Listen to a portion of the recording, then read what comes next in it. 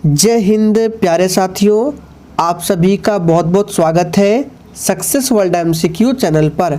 तो फ्रेंड्स, आज की इस वीडियो में बिहार मध्य से सिपाही की परीक्षा के लिए हिस्ट्री जीके के कुछ इम्पोर्टेंट क्वेश्चंस का टेस्ट लेकर आए हैं। तो आप लोग टेस्ट को लगाएं और कितने प्रश्नों के सही आंसर करते हैं कमेंट बॉक्स में हमें ज़रूर बताएं। तो चलिए शुरुआत करते हैं आज के प्रश्नों से। पहला प्रश्न है, लाख बख्श की उपाधि किस शासक को दी गई थी? और दोस्तों, अगर आपको इनमें से किसी भी प्रश्न का आंसर आता है तो आप लोगों को कमेंट बॉक्स में अपना अपना आंसर करते जाना है। मैं सभी के आंसर को चेक करूंगा। तो पहले प्रश्न का आंसर अगर आप लोगों ने कुतुबुद्दीन ऐबक को दिया है तो बिल्कुल सही जवाब है। गुलाम वंश के संस्थापक कुतुबुद्दीन ऐबक को लाख बख्श की उपाधि दी गई थी। दूसरा प्रश्न है, इब्न बतूता किसके शासनकाल में भारत आया था? तो दूसरे प्रश्न का आंसर जो भी बच्चे मोहम्मद बिन तुगलक को दिए हैं, आपका बिल्कुल सही जवाब है। मोहम्मद बिन तुगलक के शासनकाल में मोरक्को यात्री इब्न बतूता भारत आया था। तीसरा प्रश्न है, दिल्ली सल्तनत पर कितने वंश ने राज किया था? चलिए आप सभी तीसरे के लिए फटाफट से आंसर बताएंगे। अब देखिए, इस प्रश्न से संबंधित 3 से 4 महत्वपूर्ण प्रश्न बताते हैं, सभी को नोट डाउन करते जाइए।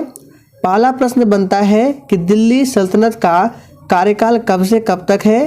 तो आप लोग लिखते जाइए 1206 से लेकर 1526 तक ये दिल्ली सल्तनत का कार्यकाल है। और दूसरा प्रश्न बनता है ये कि दिल्ली सल्तनत का आखिरी राजवंश कौन सा था? तो लोदी वंश था। ध्यान रखना है, लोदी वंश जो है ये दिल्ली सल्तनत का आखिरी वंश था। और अगर आपसे पूछे कि लोदी वंश का आखिरी शासक कौन था, तो यहाँ पे नाम लिख देते हैं, सभी को बता रहे हैं, इब्राहिम लोदी। ठीक है, इब्राहिम लोदी ये लोदी वंश का आखिरी शासक था। आपको याद होगा 1526 में पानीपत का प्रथम युद्ध होता है बाबर और इब्राहिम लोदी के बीच में। और इस युद्ध में बाबर के द्वारा इब्राहिम लोदी की क्या होती है? पराजय होती है, यानी इब्राहिम लोदी इस युद्ध में हार जाता है। और उसके बाद मुगल वंश की नींव डाली जाती है। तो आपसे ये भी पूछेगा कि मुगल वंश की स्थापना किसके द्वारा किया गया था? तो बाबर के द्वारा किया गया था। कब किया गया था? तो 1526 में। तो दिल्ली सल्तनत पर कितने वंश ने राज किया था? सही जवाब है 5। चौथा प्रश्न है, किस सुल्तान ने अपनी राजधानी को दिल्ली से दौलताबाद में बदला था? वेरी इंपॉर्टेंट प्रश्न है। चलिए आंसर बताएंगे चौथे के लिए। तो इस प्रश्न का सही जवाब जो भी बच्चे बी को दिए हैं, बिल्कुल सही जवाब है। मोहम्मद बिन तुगलक ने अपनी राजधानी को दिल्ली से दौलताबाद में बदला था। अगला प्रश्न है, लोदी वंश की स्थापना किसने की थी? चलिए फटाफट से आंसर करते जाएंगे। लोदी वंश की स्थापना किसने की थी? तो पांचवें का आंसर जो बच्चे बहलोल लोदी को दिए हैं, बिल्कुल सही जवाब है। और जैसे कि हमने आपको बताया, दिल्ली सल्तनत का आखिरी वंश लोदी वंश था। लोदी वंश की स्थापना बहलोल लोदी के द्वारा की जाती है। और लोदी वंश का आखिरी शासक कौन था? इब्राहिम लोदी था। तो इस प्रश्न का सही जवाब है बहलोल लोदी। अगला प्रश्न है, बहमनी राज्य की स्थापना निम्नलिखित में से किसके द्वारा की गई थी? चलिए आप सभी आंसर करते जाएंगे। और अगर आप लोगों को सेशन पसंद आ रहा है तो आप सभी से रिक्वेस्ट है, सेशन को दिल से जरूर लाइक किया करें। तो छठे प्रश्न का आंसर है बी ऑप्शन, अलाउद्दीन बहमन शाह यानी कि जफर का ये बहमनी राज्य की स्थापना किया गया था इसके द्वारा। आगे देखिए, निम्नलिखित बहमनी शासकों में से बीजापुर में प्रसिद्ध गोल गुंबज का निर्माण किसने किया था? और अगर आपको किसी भी प्रश्न में थोड़ा भी डाउट हो तो आप लोग तुरंत कमेंट करके पूछ सकते हैं। आपके कमेंट का रिप्लाई 100% दिया जाएगा। तो तो देखिए सातवें, विजयनगर साम्राज्य की स्थापना किसने की थी। काफ़ी बार ये प्रश्न एग्जाम में पूछा गया है, इस पर आप लोग मार्क कर लें। तो देखिए विजयनगर साम्राज्य की स्थापना की बात करें तो इसकी स्थापना हरिहर और बुक्का राय नामक दो भाइयों के द्वारा किया गया था। और ये भी पूछा जाता है कि विजयनगर साम्राज्य की राजधानी कहाँ थी, तो आप लोग नोट डाउन कर लीजिए, हम्पी विजयनगर साम्राज्य की राजधानी थी। हम्पी वर्तमान समय में कर्नाटक में है। अगला प्रश्न है, कृष्णदेवराय किसके समकालीन थे। और देखिए दोस्तों सेशन के एंड में आप लोगों को बिल्कुल ईमानदारी पूर्वक अपना अपना स्कोर देना है कि आप लोगों ने आज किन प्रश्नों में कितने प्रश्नों के सही सही जवाब दिए हैं। तो हमने आपको बताया था कि कृष्णदेव राय जो है ये बाबर के समकालीन थे। तो सी ऑप्शन जो ही बच्चे दिए हैं बिल्कुल सही जवाब है। नेक्स्ट क्वेश्चन, विजयनगर निम्नलिखित में से किस नदी के तट पर स्थित है। चलिए आप सभी 10 के लिए फटाफट से आंसर बताएंगे। तो देखिए विजयनगर जो है ये किस नदी के तट पर स्थित है, तो तुंगभद्रा नदी के तट पर स्थित है। 11वां प्रश्न है, ब्राह्मणों पर भी जजिया लगाने वाला दिल्ली सुल्तान कौन था। और देखिए आप में से जितने भी न्यू स्टूडेंट हैं आप सभी को बता दें, बिहार मध्य निषेध सिपाही के लिए अगर आप लोग प्रैक्टिस सेट की क्लास करना चाहते हैं तो आप लोग डेली रात 8 बजे की क्लास को अटेंड कर सकते हैं। और अगर आप लोग मध्य निषेध सिपाही के लिए नोट्स तैयार करना चाहते हैं तो आप लोग 9 बजे की क्लास को अटेंड कर सकते हैं। तो 11वें प्रश्न का आंसर है फिरोज तुगलक, याद रखना है। और ये भी प्रश्न आपके एग्जाम में पूछा गया प्रश्न है, फिरोज तुगलक के द्वारा ब्राह्मणों पर भी जजिया लगाया गया था। अगला प्रश्न है, निम्नलिखित में से किस यूरोपियन ने भारत में सबसे पहले अपना व्यापार फैलाया था। तो 12वें प्रश्न का आंसर जो भी बच्चे डी को दिए हैं बिल्कुल सही जवाब है, पुर्तगाल के द्वारा। और पहला पुर्तगाली भारत आने वाला कौन था, तो आप सभी जानते हैं वास्को डी गामा, जो कि 1498 ईस्वी में भारत आया था। 13वां प्रश्न है, वह पुर्तगाली कौन था जिसने गोवा पर अधिकार किया था। चलिए आप सभी फटाफट से आंसर बताएंगे। तो इस प्रश्न का सही आंसर जो ही बच्चे ऑप्शन बी को दिए हैं बिल्कुल सही जवाब है, अल्फांसो डी अल्बुकर्क वह पुर्तगाली था जिसने गोवा पर अधिकार किया था। और भारत आने वाला सबसे पहला पुर्तगाली कौन था, वास्को डी गामा, जो कि 1498 ईस्वी में भारत आया था। ध्यान रखना है अल्फांसो डी अल्बुकर्क 1509 में, ध्यान रखना है ये भारत में पुर्तगालियों का वायसराय बना था। आगे देखिए, भारत में ईस्ट इंडिया कंपनी का पहला गवर्नर जनरल कौन था। तो देखिए बात करें इस प्रश्न का आंसर तो वॉरेन हेस्टिंग जो ही बच्चे दिए हैं बिल्कुल सही जवाब है।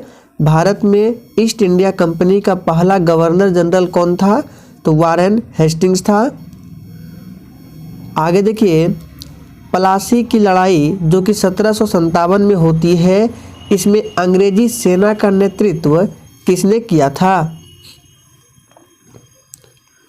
देखिए प्लासी का जो युद्ध है पूरा डेट है 23 जून 1757 को होता है। और इस युद्ध में अंग्रेजी सेना का नेतृत्व किया था रॉबर्ट क्लाइव ने।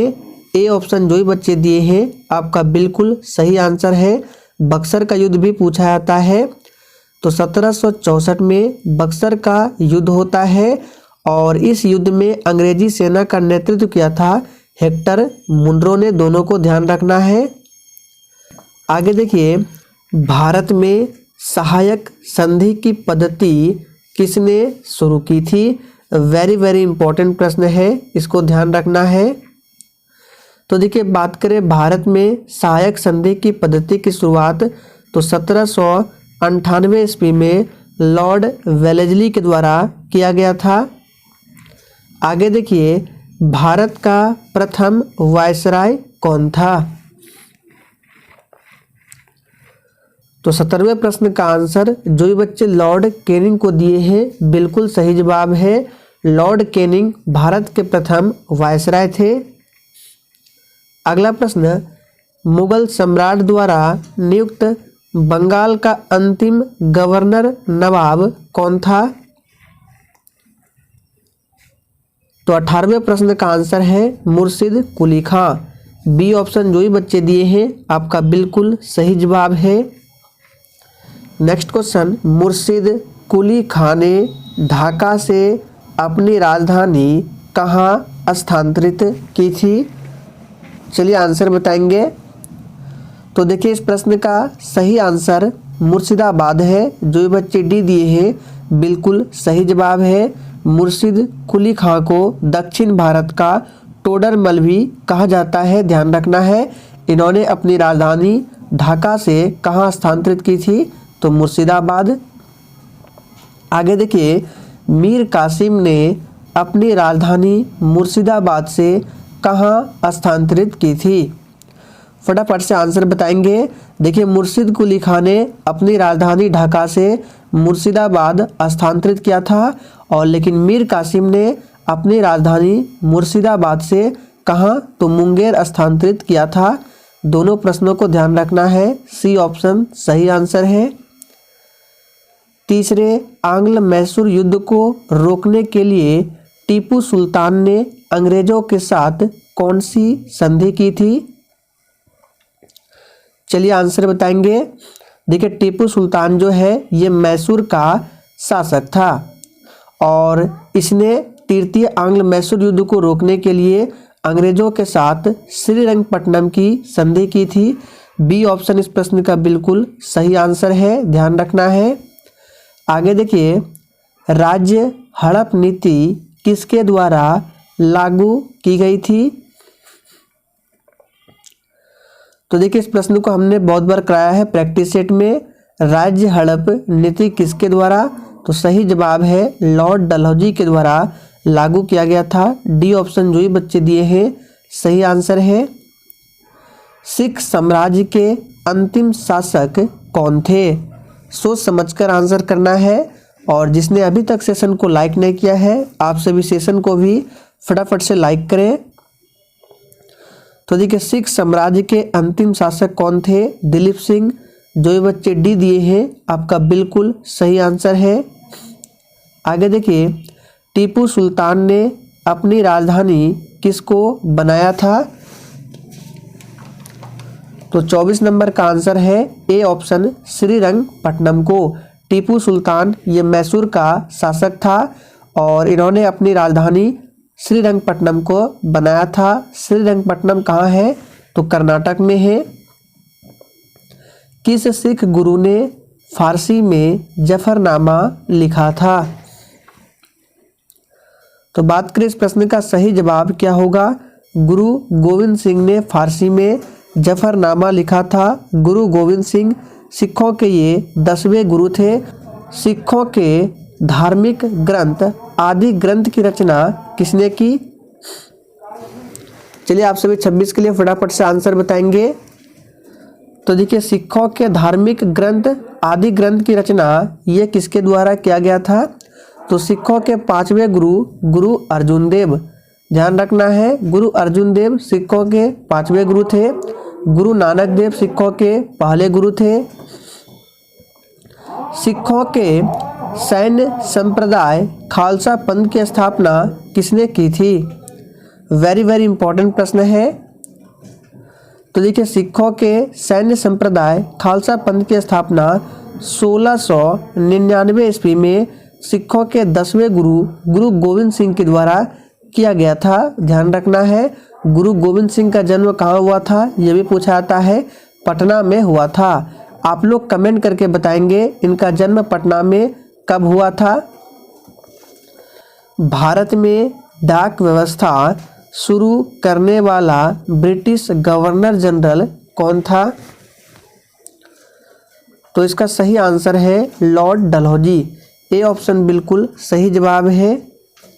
आगे देखिए, सुगौली की संधि जो कि 1816 में होता है, किनके बीच संपन्न हुई थी?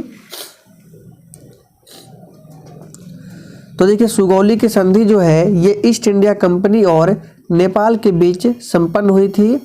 बी ऑप्शन जो ही बच्चे दिए हैं बिल्कुल सही आंसर है। आगे देखिए, लॉर्ड कॉर्नवालिस की कब्र कहाँ स्थित है? तो देखिए, लॉर्ड कॉर्नवालिस की कब्र जो है ये गाजीपुर में स्थित है। और ध्यान रखिएगा, लॉर्ड कॉर्नवालिस ने ही 1793 में अस्थाई बंदोबस्त को लागू किया था। लॉर्ड कॉर्नवालिस को भारत में सिविल सेवा का जनक भी माना जाता है। इन सभी प्रश्नों को ध्यान रखना है। तो फ्रेंड्स, आज के लिए इतना ही। सेशन पसंद आया हो तो सभी लोग सेशन को लाइक करें और सेशन को शेयर करना ना भूलें।